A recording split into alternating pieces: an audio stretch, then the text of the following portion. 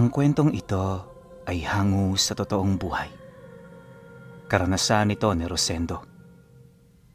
Taong 1971, Nagotgot, Albay.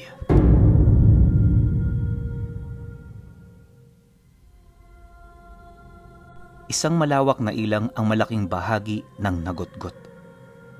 Noon pa man, namuhay ang mga tao ron sa napakasimpleng paraan. Ayon kay Rosendo, na noong kapanahunan nila, wala kagaanong makikita sa lugar, kundi ang maliit na baryo at ang malawak na bukid na kanilang pinagsasakahan. Bagaman hindi gaano kalakihan ang kanilang kinikita, namuhay sila ng kontento at walang iniisip. Kung para sa iba, pangit ang ganoong buhay, para sa pamilya ni Rosendo, ito ang ibig sabihin ng paraiso. Dagdag pa niya na, di man maraming tao ang lugar nila, wala itong problema. Nasanay na rin kasi sila sa ganoong estado, kaya naman kahit nakakaburyong, hindi nila ito gaanong napapansin. At sa paglipas ng mga taon ng kanilang paninirahan doon, namuhay sila ng payapa at maayos. Kagaya rin ng iba, may mga pagkakataong nahihirapan sila sa buhay. Pero dahil sa pagtulong ng kanilang mga kakilala, naiibsan nito kahit papaano ang kanilang mga problema. Ayon kay Rosendo Pinuno, na ang mga taong kakilala niya, hindi mga basta-bastang tao lang dahil sa malaking porsyento ng mga ito ay merong dugo ng aswang. Malimit lang din yung namumuhay ng normal, subalit kapag may mga tao itong kinagagalitan, agaran nila itong winawasak. Dagdag pa niya na, maliban sa mga aswang, meron din doong naninirahang mga mambabarang at manlalason. Kahit nga siya noong una, hindi makapaniwala sa bagay na yan, subalit nang ilahad ito ng tatay niya, dito na siya unti-unting napaniwala.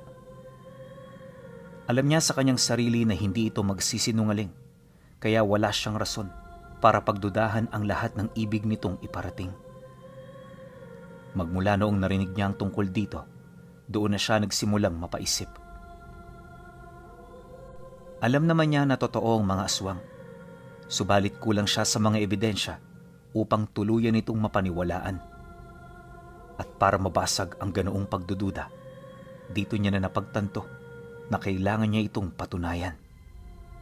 At para magawa ito, kailangan niya ng tulong ng kanyang ama. Isang hapon, habang gumagapas sila ng saging, napansin niya na wala na silang kasama.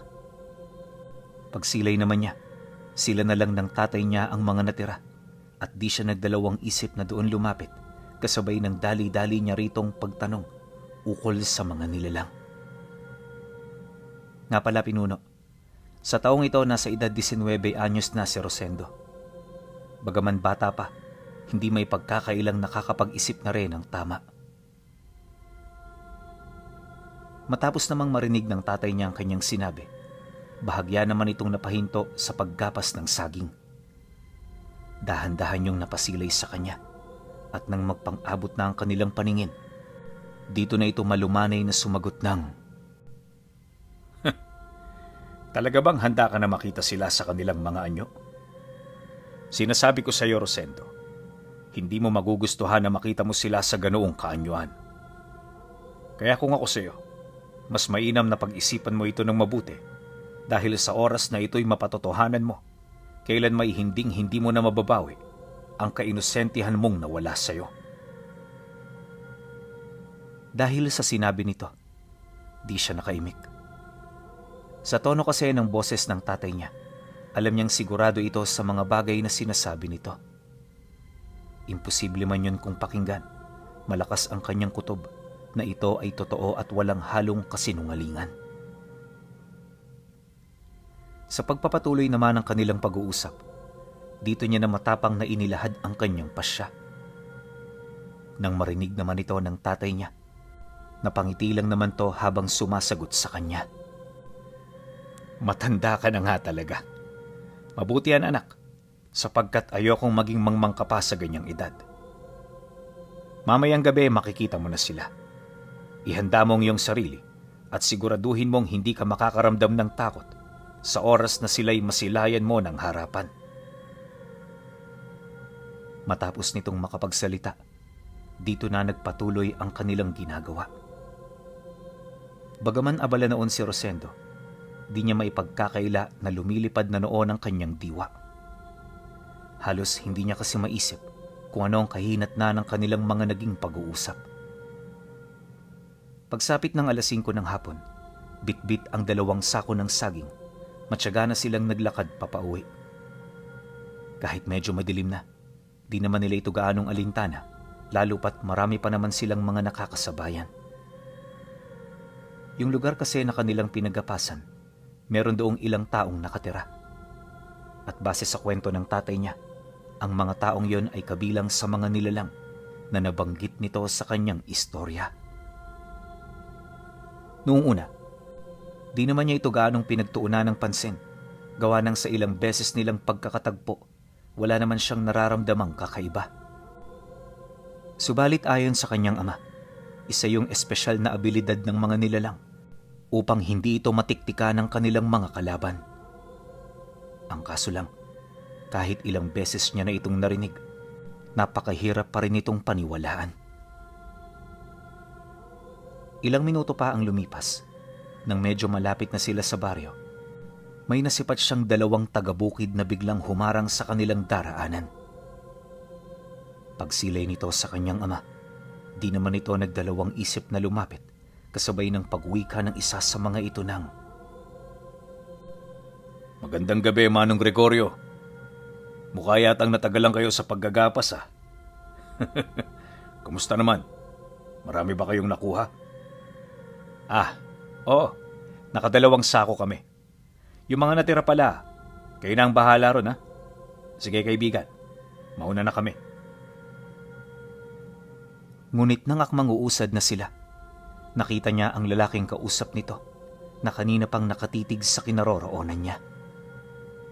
Di nagtagal. Nang aalisin niya na roon ang kanyang paningin, laking gulat na lamang niya nang biglang umikot ang ulo nito.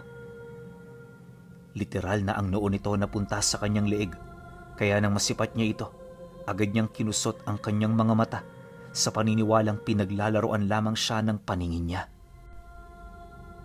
Subalit kahit anong gawin niya, hindi na nabago pa ang kanyang paningin hanggang sa tuluyan na silang makalayo. Matapos ang pangyayari, hindi na muna niya ito inilahad sa tatay niya. Inaasahan na rin kasi niyang meron itong sagot sa kanyang mga katanungan, kaya naman hindi na siya nag-aksaya ng panahon. Ang tanging nais na lamang niya, mapatunayan nito ang pag-iral ng mga aswang sa lugar nila. Di nagtagal, nang makabalik na sila ng baryo, agad naman silang dumiretso sa kanilang pamamahay. Nagpahinga sila roon saglit, habang matyagang hinihintay ang pagsapit ng gabi. Ilang oras pa ang dumaan. Napakadilim na nga sa labas ng bahay. Yung nanay niya, papatulog na rin, habang ang mga pinsan niya, nasa kwarto na nila. At sa halip na samahan ng mga ito, minarapat niyang manatili sa tabi ng kanyang ama, alinsunod sa napag-usapan nilang dalawa. Alam ni Rosendo na seryoso ito sa mga sinabi niya sa kanya, kaya naman maaaring naghahanap lang ito ng pagkakataon. Ang problema lang, mag-10 na noon, tila bang wala pa ring paramdam ang tatay niya. Bawat sipat niya kasi rito, lagi lang itong abala sa paghahabi ng lubid na gawa sa abaka. Di rin yun umiimik kahit anong gawin niyang pagtatanong. Nang hindi na niya maatimang bagay na yan, dito na siya naglakas loob na ito ay lapitan, kasabay ng paulit-ulit niyang pagtatanong ukol sa kung ano ang binabalak nito. Subalit kagaya ng inaasahan, nanatili pa rin itong tahimik. Dahil dito, padabog naman siyang tumayo at naglakad patungo sa kanilang silid. Dahan-dahan siyang humiga noon sa tabi ng pinto, habang iniisip ang mga posibilidad na maaaring nagsisinungaling nga lang ang tatay niya. Ang kaso lang, pagtungtong ng hating gabi, dito niya na ito bigla ang ginising. Pagmulat ng kanyang mga mata, nadatnan niya ang kanyang sarili na kasalukuyang nakahiga sa sala katabi ang tatay niya. At sa puntong yon, imbis na naghahabi ito ng lubid, nasipat niya itong may hawak-hawak na gasera at punyal. Seryoso na rin ang tingin nito. Animoy napakamapanganib ng pupuntahan nilang lugar. Ilang minuto pa ang lumipas, bigla naman itong nagwika sa kanya ng, "Tumayo ka na dyan. Kanina pa silang naghihintay sa labas." Pagkarinig niya sa sinabi nito, agad na nagsitayuan ang kanyang mga balahibo. Gustong-gusto niya noong sumagot pero walang katagang lumalabas sa kanyang bibig. Nahihirapan na rin siya noong huminga, dala ng pagkagulat sa mga narinig niya. Maya-maya pa, nang medyo kumalma na siya, dito na siya naglakas loob na tumayo. Nakakabahala man ang kanyang mga narinig. Alam niya sa kanyang sarili na kinakailangan niyang pangatawanan ang kanyang mga sinabi. Hindi naglaon. Pagsilay naman ng tatay niya na handa na siya, agad naman yung naglakad patungo sa pintuan ng bahay nila.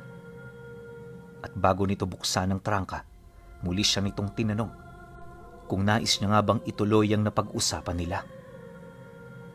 Pwede naman kasi niya itong bawiin, lalo na kung hindi siya handa.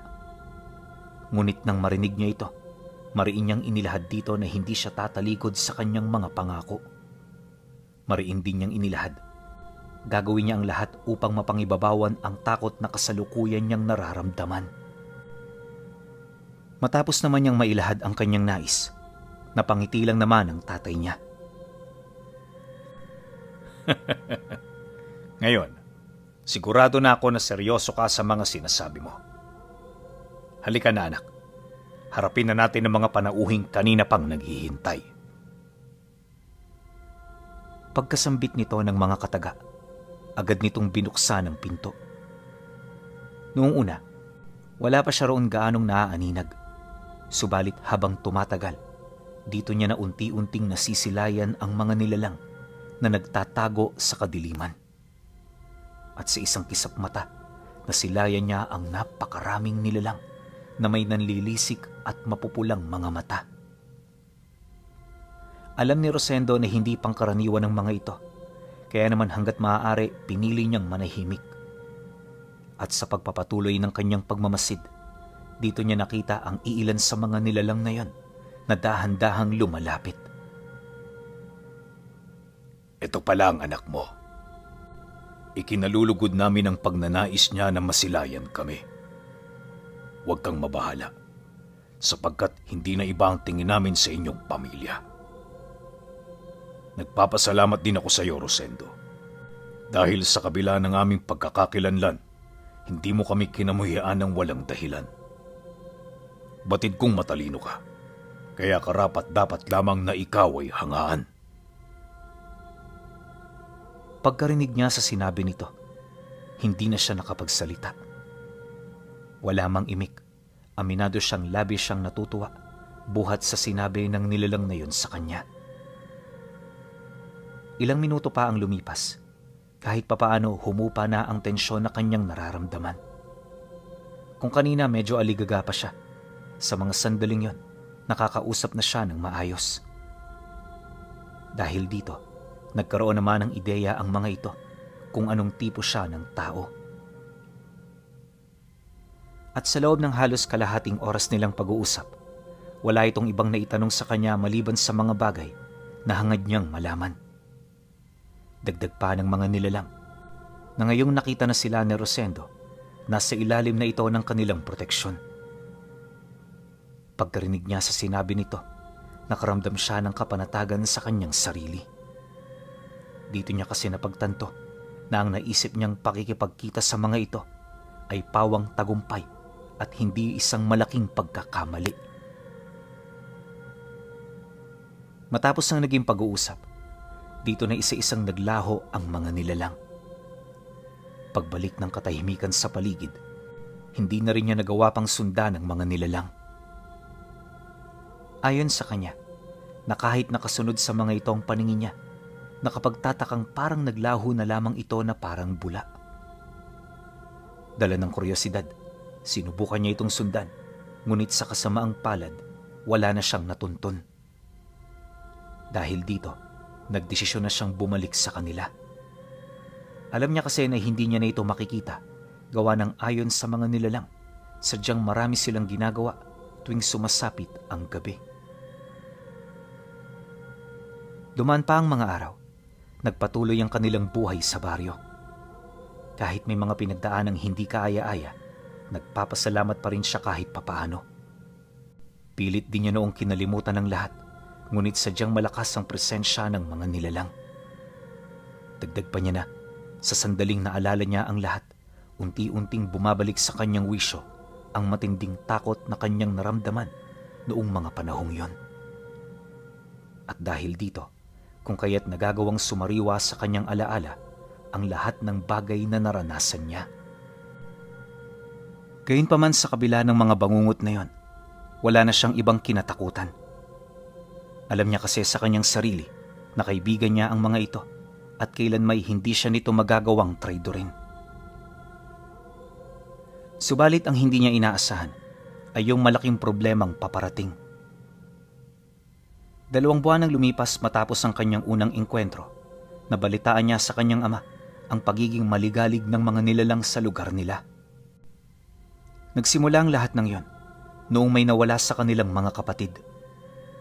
Pilit nila itong hinanap kung saan-saan, pero sa kasamaang palad hindi na nila ito natagpuan. Literal na naglaho ito na parang bula, kaya naman marami sa mga kauri nito ang walang sawang naghanap. Kung saan-saan na rin nila tinunto ng naiwan itong bakas, ngunit sa kasamaang palad wala silang nakita. At ang mas nakakagulat pa, hindi ito matukoy ng mga sigbing ilang taon na sa mga itong naninilbihan. Ayon sa kaibigan ng tatay niya, nasa 6 na kapatid nila ang nawawala. Pumunta lang yun sa Karatig Baryo para maghanap ng kanilang mga biktima, subalit bigla na lamang naglaho ang mga ito. Dagdag pa ng nilalang na kahit anong gawing pagtago ng kanilang mga kalaban sa labi nito, gagawa at gagawa sila ng paraan para yon ay matagpuan. Matapos naman yung marinig ng kanilang pamilya, di naman nila maiwasang maalarma. Alam kasi nila na simula pa lang ang lahat ng yon, kung kaya't marami pa ang pwedeng mangyari. Mariinding inilahad ng kanyang ama na hanggat maaari, umiwas na muna sila ng baryo upang hindi sila madamay at mapahamak. Dagdag pa nito na mataas ang posibilidad na bumisita sa kanilang lugar ang mga pumatay sa kanilang kaibigan, kaya hindi malabong sumiklab ang isang malaking kaguluhan. Pagkarinig naman niya sa sinabi nito, doon na siya nagdesisyong tumulong sa mga nilalang. Alam niya kasi na wala itong nalalapitang tao, kaya naman siya na ang kumilos para makatulong sa pagmamasid sa mga ito. Ang kaso lang, ilang araw bago niya simula ng pagmamanman, meron siyang napansing grupo na palaging dumaraan sa labas ng baryo kapag sumasapit ang dapit hapon. Wala siyang ideya kung sino-sino ang mga ito, ngunit base sa mga katayuan nila, mukhang mga pangkaraniwan lang itong magsasaka. Dahil sa kanyang maling akala, kung kaya't kahit may mga pagkakataong malapit na ito sa kanya, hindi niya ito gaanong pinapansin. Hanggang sa dito na sila nagkaroon ng komprontasyon. At sa pagkakatanda ni Rosendo, hapon ng Biyernes nang mangyari ito. Nataon noong abala rin sa gawaing bahay ang tatay niya, kaya walang nakakita sa mga nangyari. Paglapit ng grupo ng mga magsasaka sa kanya, dali-dali siya nitong pinalibutan habang walang kaabog-abog na nagtanong ang isang matandang lalaki ng, "Taga dyan ka ba, Totoy? Anong ginagawa mo rito ng ganitong oras? Bakit hindi ka pa umuwi sa inyo? Hindi mo ba alam na marami ang aswang sa lugar na yan? Sige ka, baka madagit ka nila." Pagkasambit naman ito ng mga kataga, di naman na siya nagulat kasi maging siya man aminadong totoo ang mga sinabi nito. Subalit nang mapansin naman yun ng matanda, ora mismo siya nitong pinadakip sa mga kasama nitong nagmamasid. Paglapit nito sa kanya, agad siya nitong hinawakan sa ulo, sabay tali ng kanyang mga braso at paa. Bagaman medyo may kalakihan ang kanyang katawan, nakapagtatakang hindi man lang siya nakapalag. Unang hawak pa lang kasi ng dalawang lalaki sa kanya, napansin niya ng sintigas ng bakal ang mga kamay nito. At kahit anong gawin niyang pagpupumiglas, wala siyang sapat na lakas upang ito ay mapantayan. Dahil sa ganoong pangyayari, tuluyan na rin siya nitong nadakip. Nang maisilid na siya nito sa sako, dali-dali siya nitong dinala sa karatig baryo para ikulong. 3 araw na naghihimas rehas itong si Rosendo, kung saan sa loob ng mga araw na yon, wala siyang ibang ginawa kundi ang umiyak habang sumasagot ng mga tanong. Mabuti na lang talaga di siya sinaktan ng grupo dahil sa nalaman ng mga ito na isa lang siyang ordinaryong tao.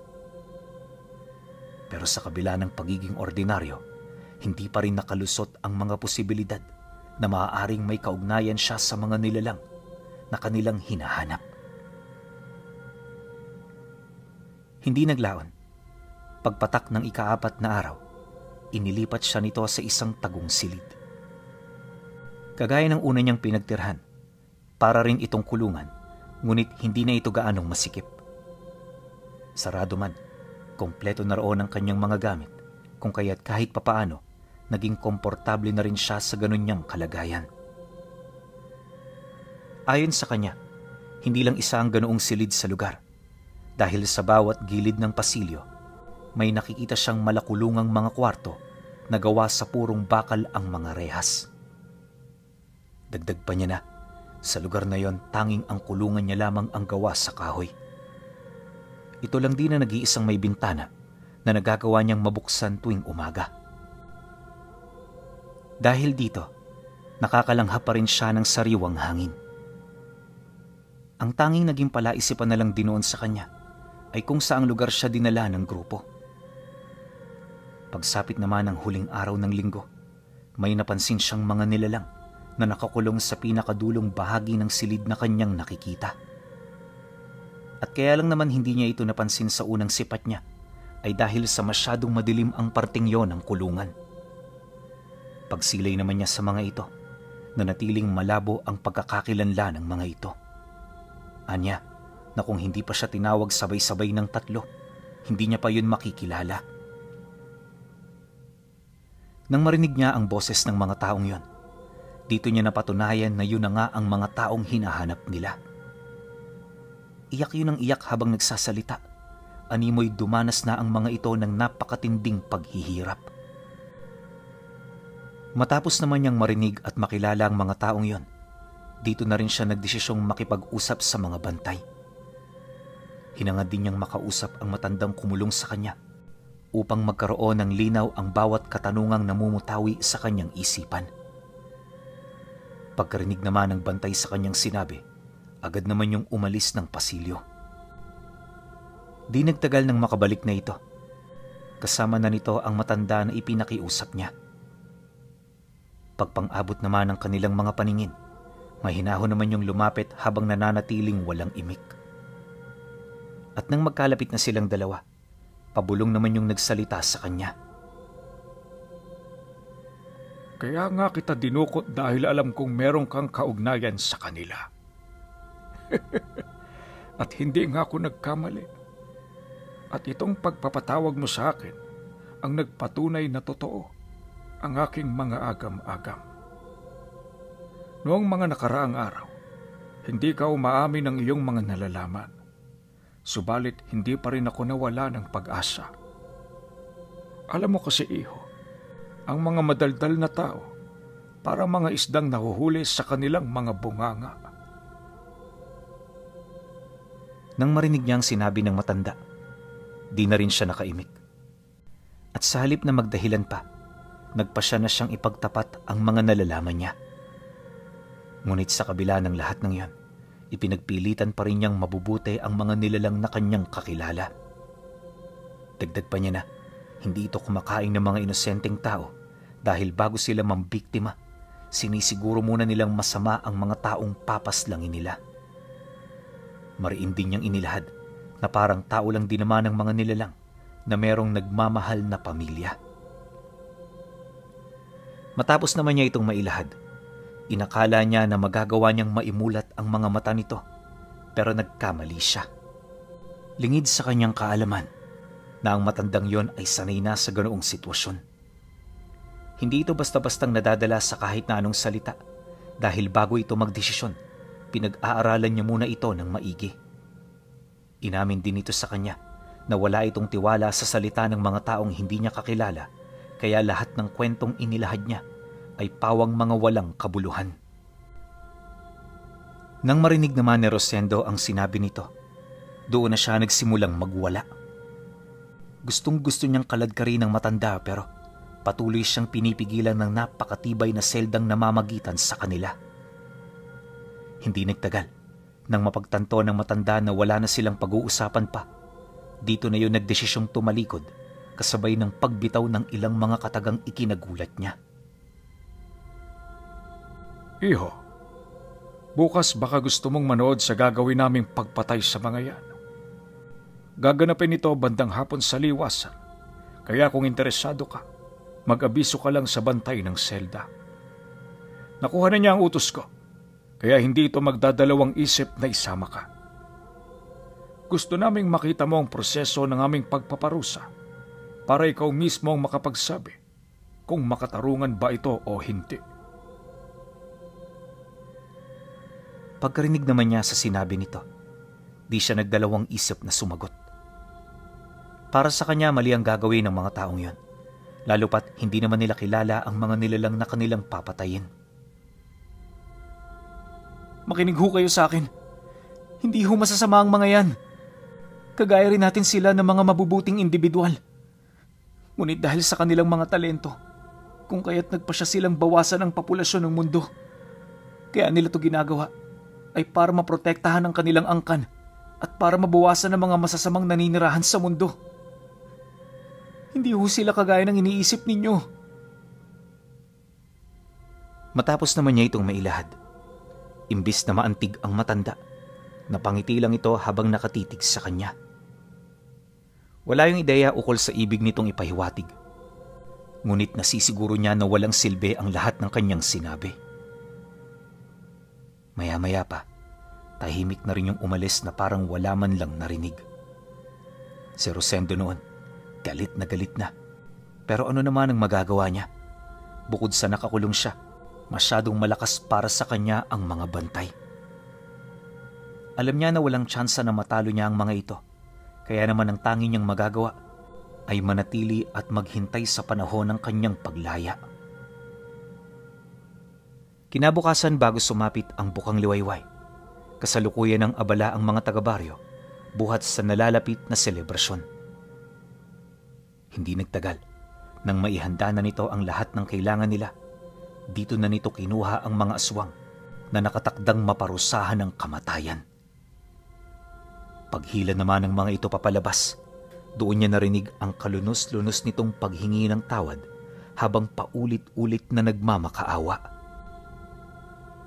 Ayon sa kanya, na noong mga sandaling yon, literal na binabana ng mga nilalang ang kanilang mga dignidad para lamang mabuhay.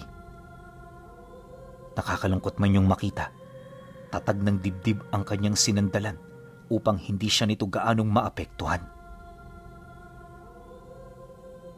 Hindi naglaon, nang mailabas na ang mga nilalang na yan, agad itong ipinako sa isang basang poste. Malalaking pako ang bumaon sa kanilang mga braso, kaya naman kahit hindi pa nagsisimula ang selebrasyon, mamatay-matay na sa kakasigaw ang mga ito. Maya-maya pa, nang maihanda na ng mga kasamahan ng matanda ang lahat ng kinakailangan nila, dito na ito lumapit sa mga papaslangin para malagyan ito ng langis sa kanilang mga katawan. Akala noon ni Rosendo, isang pangkaraniwang langis lang ito. Pero pagbuhos doon ng matanda, sa pilitan nitong pinabago ng anyo ang nilalang na nakapako sa kanilang harapan. Matapos nun, nagbigay lang ito ng maliliit na talumpati bago yun tapunan ng sibat ng mga mandirigma. Bagaman merong pumaltos, may mga sibat pa ring dumiretsyong tama sa katawan ng mga ito. At ang mga aswang na naunang tamaan ng sibat ay agarang binawian ng buhay dahil sa lakas ng laso na nakakapit sa talim nito. Ilang minuto pa ang lumipas, patay na ang lahat ng nakapakong nilalang. Nang masipat naman yun na Rosendo, pahikbi lang naman siyang napaiyak habang pilit na pinapakalma ang kanyang sarili. Alam niya na sa mga oras na yon ay mas mainam nang maging kalmado upang hindi na lumala ang sitwasyon. Pagkaraan pa ng ilang araw, muling bumalik sa kanilang lugar ang grupo ng matanda. Subalit sa pagkakataong yon, bumisita ang mga ito, hindi para mandukot, bagkus ay para maiuwi siya sa kanyang pamilya. Matapos naman siya nitong palayain, nagbigay muna ito ng konting babala ukol sa mga nilalang na patago pa ring naninirahan sa kanilang lugar.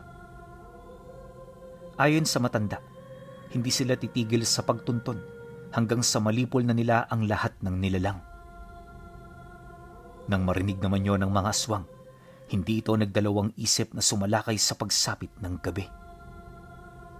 Subalit sa kasamaang palad, lahat ng nakiisa sa labanang yon, walang ibang nakamit sa kanilang mga sarili kundi ang matinding kabiguan. Marami rin sa kanila ang nag-alay ng buhay dahil lamang sa mga bitag na hindi nila inaasahan. Pagkatapos ng mga pangyayari, dito na tuloy-tuloy na umatake ang matanda hanggang sa mapilitan ng lumayas ang mga natitirang nilalang sa kanilang baryo. Dahil dito, pakiramdam noon ng pamilya ni Rosendo, nagwalis ng masasama ang Panginoon sa lugar nila. Kahit hindi yun madaling tanggapin, sa katagalan ng kanilang pag-iisip, naunawaan na rin nila ang ibig nitong mangyari. Kahit wala ng presensya ng mga nilalang sa kanilang lugar, wala pa rin namang nagbago. Doon na pagtanto ng kanilang pamilya na hindi pala nila ito kailangan sa mga buhay nila. At magmula noon, hindi na binalikan pa ni Rosendo ang kanyang mga kasindak-sindak na karanasan noong minsang nakilala niya ang kanilang mga kapitbahay na aswang na winasak ng grupong kilalang walang awang albularyo na nasa kabilang baryo.